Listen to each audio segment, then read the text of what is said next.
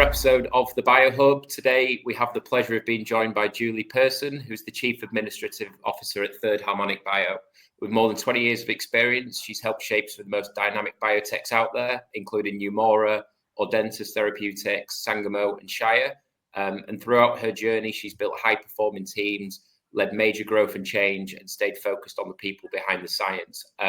So join us today as Julie gives us a run through her journey, the importance of execution, restructuring, as well as the difference in being an HR leader in biotech versus pharma. So, Julie, thanks so much for coming on. How are you? Hey, Tom. Doing great. How are you? Good. Yeah, it's a pleasure to have you on. Happy to be here. So I guess just to start off with a little bit about you then. So can you tell us about your journey in biotech, and were there any specific mentors or role models who influenced your professional journey? Yep. So my journey in biotech started after a foundational period in consulting and over 10 years in kind of a big pharma distribution company. I actually followed a colleague from McKesson to Baxalta, who had started a spinoff in Chicago at Baxalta, who called and said, "Hey, just come help me. I know that you know how to do change and transformation." And that was the biggest biotech I've been in so far. And from there, it's just gotten smaller and smaller and smaller down to Third Harmonic, which was sub 100. So, you asked me about like the key people who have formed some of my thinking about leadership in that journey. And I think the three people I'll talk about are Margaret Carrera, George Figueredo, and my current CEO, Natalie Hollis. When I worked at a tech startup way back when, like one of my first real jobs, Margaret Carrera was my CEO. And she was one of those women who were like, just go do everything you think you can do. And if you're going to screw it up, call me so I can help you not totally screw it up. And so she let me push the edges of my capability very early on, which helped me build confidence in taking risks and taking on new things. And it was one of those experiences where you're with a client during the day, and then you went home with your like guidebook at night and learned everything you needed to learn to be able to facilitate the next day. So I think working for someone like that who could take a bet on you early on gave me freedom to learn and grow. George Figueredo was my CHRO at McKesson. He taught me the value in personal inspection. He used to drive me nuts because we'd create board decks and, I was accountable. I was his chief of staff, so I was accountable for the budget. And he would dig in and look at every single detail. And I'm like, "Hey, don't you trust me?" And he would say, "I totally trust you. And my job as the enterprise leader is to be accountable to personal inspection. Like, is it going as we expected?" And I think learning that art of personal inspection, even when you are the top leader, like you still have accountability to make sure things are done in a certain way. And that's not about lack of trust. That's just being highly accountable. And every time I put a board deck together, even now, I think about George and look at the page numbers and make sure everything looks perfect. And it matters, really matters. The last person in that lineup is my current CEO, who I have the pleasure and benefit of learning from every day. And Natalie's mantra is, with new information comes new decisions. So the ability to take in information, not create disruption, but also not be so married to a plan that new data can't inform the future. And so the ability to flex and adapt and change to new information and not be so dug in, I think is something that is hard to do for most leaders who create a plan and want to just stick to it, but really beneficial lesson in leadership. Good. Fine. And you've been on both sides of the fence in terms of like big pharma HR, small biotech HR. What do you think the major differences are in terms of being an HR leader in those two different environments? Yeah. And Tom, I often ask myself, like, which one do I want to be on? Still, Yeah. the question, like there are days that I really wish I was still in big pharma and days where being in a small biotech is really terrific.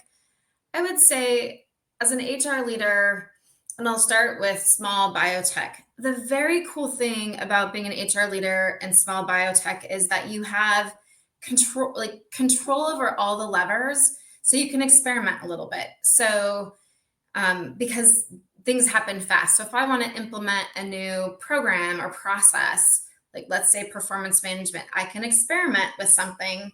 And then if it's not working, I can make an adjustment overnight and we can move on to the next thing because we're really communicating and in control of such a small footprint.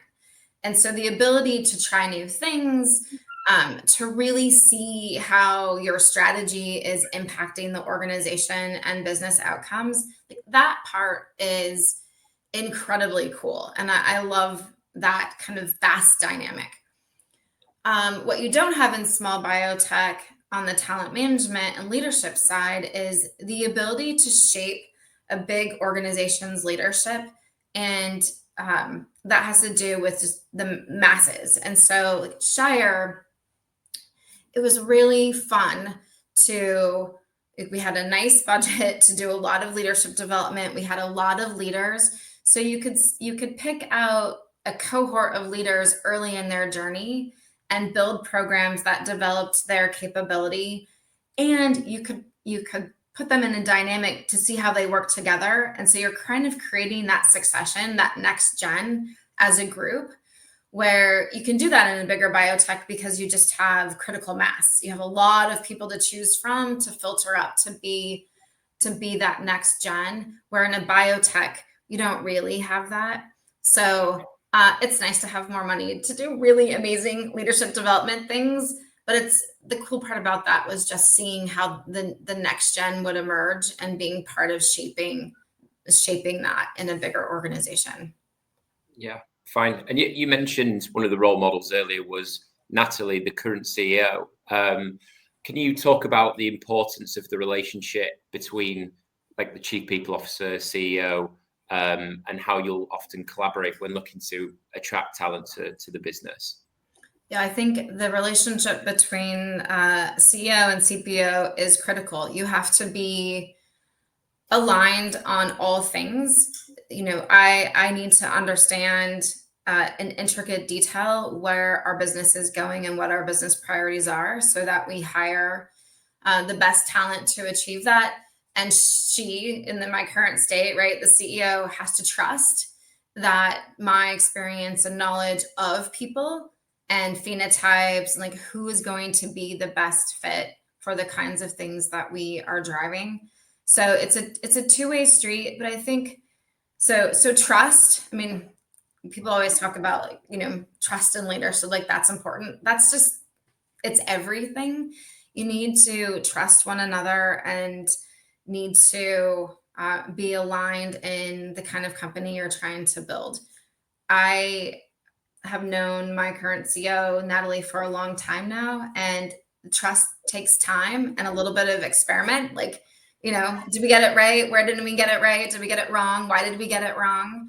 And that takes time and investment. But it definitely is critical in building the right team. I think they say two things. One, there's the right head of HR for every CEO, and I believe that. And you know, you get the leadership team you deserve. So like putting time into that alignment is really important. Fine. And I think execution, it's maybe a word that's come up that little bit more post-COVID. What do you think some of the strategies that teams will use to execute on their goals and basically to drive results in the workplace? And execution, do you think there's been a difference in that from pre-COVID to post-COVID? And if so, why? Yeah, I know, you know, this is a topic that's top of mind for me right now because I'm doing a lot of research into it. So I think the thing that's not different is goal setting, goal alignment, like project management. So I think more than ever, clearly articulated, clearly aligned, and clearly managed goals are really important. So everyone needs to know what they're doing and why, how that ladders up to the next set of functional goals, how that ladders up to company goals, and the monitoring of progress, like now more than ever, really matters. I think, and that always has mattered. So I think that's one thing that is still important and will continue to be important. The other part is softer, and I don't even really know how to articulate this. I think post-COVID, the word that comes to mind for me is hesitancy. People are communicating a little bit differently. Really brilliant, hard driving people, like the same people we worked with before. So it's not about accountability. It's not about drive. So I think that there's some hesitancy in how we're communicating with one another. Maybe it's a little more empathetic, a little bit nicer. I'm not really sure. I'm spending a lot of time to figure this out, but we're not pushing each other quite as much as we used to. And so I think we have to figure out how to go back to having tough conversations that aren't personalized, go back to this ebb and flow of daily communication and connectedness, so that when conversations around decision making or hard decision making come up, that we lean in faster. Because I feel like people are leaning in, it just takes us a little bit longer, which slows down productivity. So that's my hypothesis, that hesitancy part. As you know, I'm spending some time trying to figure that out so that we can figure out ways to solve for it. Okay. Do you think we'll get back to like the execution pre-COVID? Do you think that's something that we can get back to? Absolutely. I think we all want to.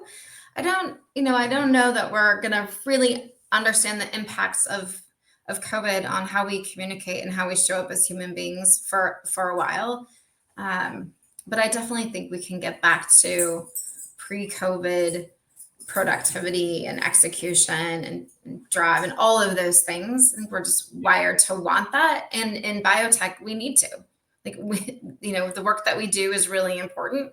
And so, pace is critical. Yeah. Fine. And then I think, so I guess for me as someone that does executive search, something that I've noticed is like the amount of more messages I'm getting from people that have unfortunately been laid off, which is pretty common across the industry, not just big pharma, but biotech as well. And I know, unfortunately, you guys were in a similar sort of boat not so long ago. How do leaders approach restructuring in a way that prioritizes fairness, transparency, and I guess when having to let people go? How did you guys find that?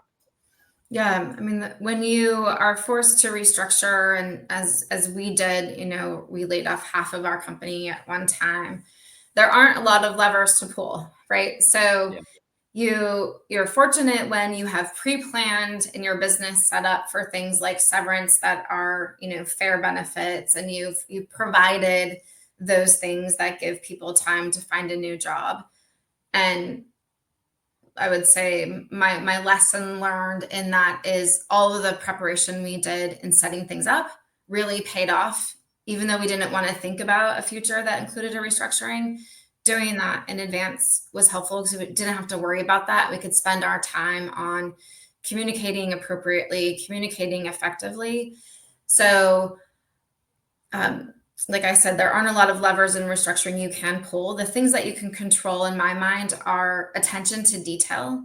So the way you roll out a restructuring to a company where everyone has access to the same information at close to the same time, and that you have gone in painstaking detail to make sure that everything at the individual level is accurate, right? So there's no anxiety and things being wrong. Like, it sounds trite, but like attention to detail in these situations really matters. And if those things happen, then you can focus your time on helping people to get to the other side. And so clarity, empathy, over communication, and then support. I think when you and I talked before, one of the things that we really tried to do, and again, this is the benefit of being in a small biotech versus a big pharma, because you're managing a smaller group of people, is that when we communicated our restructuring, we had hoped to have at least one network contact for each person leaving. So like, Tom, sorry that you're leaving today. And my friend Susie is hiring for a role that's very similar to yours. At the end of the day today, I'm going to connect you via email so that, you're trying to take care of them in every way you can. Yeah. And I think, there's no great way to do this, but the little things matter in these situations. And I think the differentiated effort to take care of people, I really hope goes a long way. Yeah. I think that's one of the beauties of biotech as well. Like, whenever there is a restructuring, I know people are always quick to pass along resume books and see if there's an opportunity in other companies. And I think biotech, it's a great community in that respect, because everyone wants the best for everyone type thing. So I think that's something that I've picked up on quite a bit as well. I'm glad you said that. And I should have said that myself, which, the day of our restructuring, I had so many colleagues from other companies reach out, share open positions, ask for resume books, support the networking. It is unique to our industry. And I think being in HR in general, we can share so much. And I think when you're a small biotech and you want to leverage knowledge of others, people openly share information, templates, tools, all of the things that we don't have to recreate, which is very unique and much appreciated. So I'm glad you raised that. Yeah, fine. And then I guess when you look to collaborate with someone like myself, I know we haven't before, but when you look to collaborate with an external agency, talk us through some of the things that you're looking for in a potential partner. Is it speed, quality, trust, all of the above? Like, what are you really looking for in an external partner? I think the three things I look for a partnership, number one is just fit. Like, do we enjoy working together? Yeah. Period. Like, are we on the same page? Do we have good dialogue? Do we have easy dialogue? Like, do you get me? And so that's really the first thing I look for. Like, is this going to be an enjoyable partnership? Because if it's more transactional and really not like an easy communicative relationship, then we're just not going to end in the right place. Yeah. The second thing I look for is just network. Like, Tom, do you know everyone in this industry, the who's who, but not at a transactional level? Like, do you really know a lot about them? Are you investing in relationships with talent in the market? And how can I tell? Because when we do a search, that's what we're looking for. Like, for you to go broad because I can't, or maybe I have broad, but I want to test your knowledge against ours so that we kind of get the right phenotype in. So I think I look for the executive recruiter's ability to show their network strength. I think those are three things. And then the third thing I look for is assessment. Like, do you have skills and capability to assess the right things in the talent, both deep skills and then like leadership skills, and, teasing apart the difference of those things. I think in biotech, like, everyone comes with deep expertise, especially when we're looking at scientific leadership. So like strong track records of science, but the nuances, especially in leadership roles, are the things that make it or break. And so, like, can you help me like truly assess and not just sell talent from your side? And do you have data points from your research that can help me figure out, like, is this the right person? I think earlier I talked about, like, CEO and CPO get the leadership team they deserve. Like, this is where the partnership really matters. You have to understand what we're trying to build, and not just like, oh, they're a amazing chemist. Like, are they amazing chemists, but do they have critical, tough conversations? Do they have followership? All of those things that come to play as they join a leadership team. Like, those are the three things super important to me. Yeah, I completely agree. I think recruitment is a relationship game. Who do you know? How well do you know them? And how well do you know your market type thing? So I think, some good points and there. are you willing to say, like, this is an amazing person, but not for you? Like, based on how you lead and, your CEO leads, like, they would just not be the right fit. Like, do you have the courage to say that to us? That's really kind of the crux of it for me. Yeah, good. And then this is a question that we always finish with on the BioHub. I know I'd pre-warned you of this question so you could prepare for it, but if you were to have dinner with 3 people, past or present, who would they be and why? They don't necessarily need to be, biotech innovators, although they can if you'd like. But yeah, who would they be and why? Yep. Thanks for the heads up on this question so I can prepare. The 3 people are, one, my high school history AP teacher who has since passed. I would love to have dinner with her, adult to adult. So she was an amazing woman who told me as I was graduating from high school that I would fail going to a large college and I needed to find a small school where I could build relationships with my professors to be more successful. She was just a fascinating woman who died about 10 years ago. So I would love to just talk to her with more world knowledge on my side, to ask better questions than I probably did when I was a junior or senior in high school. The second person I would love to have dinner with is Lee Iacocca. He was a former CEO of car manufacturer and really changed the face of car manufacturing. And it was one of the first business books I read, probably in 8th or 9th grade. And he got me interested in not just business, but change management. How do you transform an industry? How do you transform an organization? And I loved his story of leading people through change successfully to the other side. And he was just a super interesting person. One of my favorite books of all time. And when I need inspiration, I go back to that. I've made my kids read it. So I'd love to have dinner with Lee Iacocca. And the third person is actually Pope Francis in kind of the same way. He is the first Jesuit leader, Jesuit Pope. No, first non-European Pope, a Jesuit. And I'm just curious about how he sees his role in shaping the world. And I am curious to know if he takes things day by day or like what his strategy was going in, because he's clearly led very differently than any other Pope.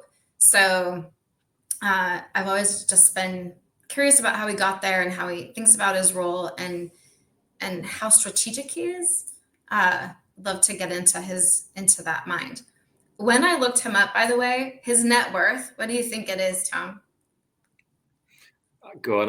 I'd guess, but I'm probably going to be miles off. So I know, $100. That's the Wikipedia wow. answer. The Pope's net worth is $100. I thought that was an interesting little tidbit. Yeah, I'm glad I didn't answer because I'd have probably been miles off there. all the church's riches. Fascinating individual. Good. Well, look, 3 terrific answers there, and I think you've given a really interesting insight into HR in biotech. I know there's some challenges with restructuring that comes with that, but I think you've given a really unique viewpoint of that. And it was really interesting to listen, actually. So thanks so much for coming on, Julie. It's been a pleasure. Thanks for having me. Always love chatting with you, Tom. Have a good rest of your day. Yeah, thanks.